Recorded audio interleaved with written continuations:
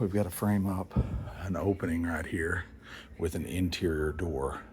So it's going to be funky because not only is it at an angle, but it's dying into an outside corner.